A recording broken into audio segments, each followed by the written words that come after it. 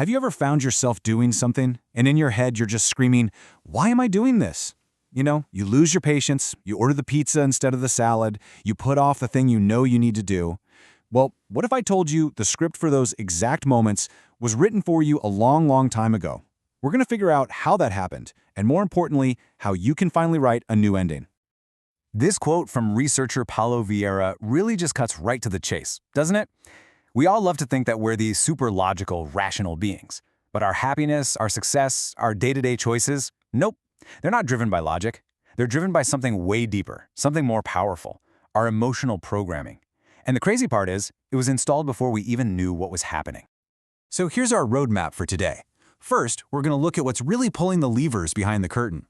Then, we'll trace it all the way back to your childhood blueprint. We'll figure out how to spot the warning signs in your own life. And then we get to the good stuff, the solutions, both for the kids in our lives and, maybe most importantly, for ourselves. Okay, so if reason isn't the one calling the shots, then what is? Well, it's our emotional brain. And here's the absolute key to everything. Success in life isn't really about being smarter. It's about getting your emotions and your goals on the same team. When they're not, well, it feels like you're trying to drive a car with one foot on the gas and one on the brake. It's just a constant, exhausting battle. I mean, this slide probably feels a little too real, right? This is the daily tug-of-war for so many of us. This exact conflict is what Vieira calls being emotionally misaligned. It's when our deep, hidden programming just completely overrules what our logical brain knows is the right thing to do. So the big question is, where did we even get this faulty programming? And the answer to that question, well, it's the entire point of this explainer. That emotional misalignment, the thing that secretly steers your ship as an adult, it comes from one single specific place, your childhood. That's not a typo, 100%. According to Vieira's work, every single one of our adult struggles, the patterns, the behaviors, the problems that keep showing up, every last one of them started back when we were kids. Now, I know that sounds like a crazy, massive claim. It's almost hard to swallow. But it's all based on a surprisingly simple formula. Here's how it works, in 4 easy steps. First, something happens to you as a kid, some kind of emotionally charged event. Step 2, that event gets burned into your memory. Step 3, and this is the most important part, your little kid brain tries to make sense of it. It assigns a meaning to what happened. And boom, just like that, a core belief is created.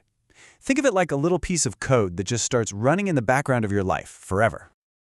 This story, from a guy named Kaio, is just a heartbreakingly perfect example of this formula in action. The experience? His mother's rage. The memory? The shock and the pain. And the meaning his 9-year-old brain came up with in that split second? I mess everything up. A core belief instantly installed. But thankfully, the story doesn't end right there. And this part is just so critical. The initial event, that was the poison. It created this toxic belief in him. But what happened later that day was the antidote. His mother came to him, got down on her knees, and just poured her heart out, asking for forgiveness. Now that didn't erase the memory, but it completely rewired it. It transformed the meaning from "I only mess things up" to an incredible lesson about forgiveness and personal power. Okay, so let's turn the spotlight on ourselves for a minute. How can you tell if your own childhood blueprint is causing static in your life today? We're going to go through a few of the key symptoms. Just ask yourself honestly if any of these ring a bell. Listen, the source material is super clear on this. It is not normal to feel bad or even just okay most of the time. That's not our factory setting. We are built to have positive emotions. So if you find yourself feeling down a lot, or, and this is a big one, if you see the same kinds of problems showing up in your life over and over again, that's a huge red flag that your underlying programming is out of whack. So why do we get stuck? Well, meet the main culprit. When a child experiences that pain of rejection, maybe through criticism or being ignored, or even abuse, they build a fortress around themselves to make sure they never feel that pain again. The name of that fortress is pride. But we're not talking about confidence here. This is a defensive wall that basically screams, "No one is ever going to hurt me like that again." All right, now for the hopeful part. We absolutely can break these cycles. So first, let's talk about the preventative cure. How do we build such a healthy emotional foundation for the children in our lives that they never even have to build these fortresses to begin with? Vieira says there are 4 core experiences we have to intentionally give our kids, especially before they turn 12. They need a deep sense of belonging, like they are a vital part of the family team. They need to feel important, like they're the center of the universe sometimes.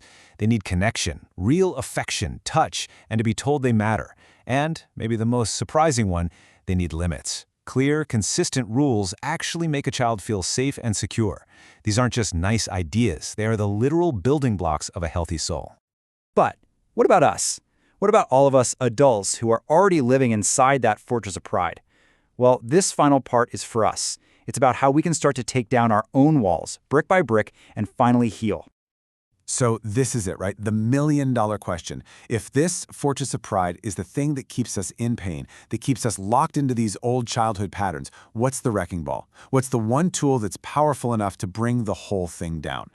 The answer is one single word: humility. Now, it sounds simple, but that does not mean it's easy.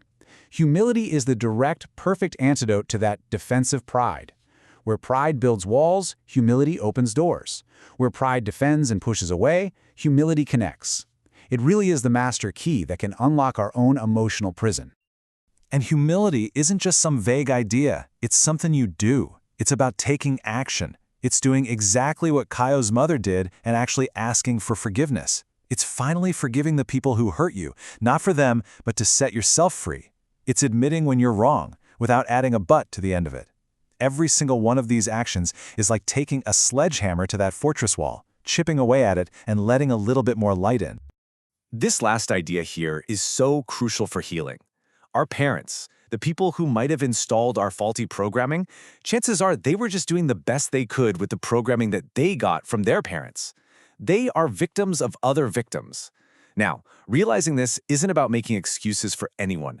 It's about releasing the blame so that we can look at our past with compassion and finally focus on our own healing.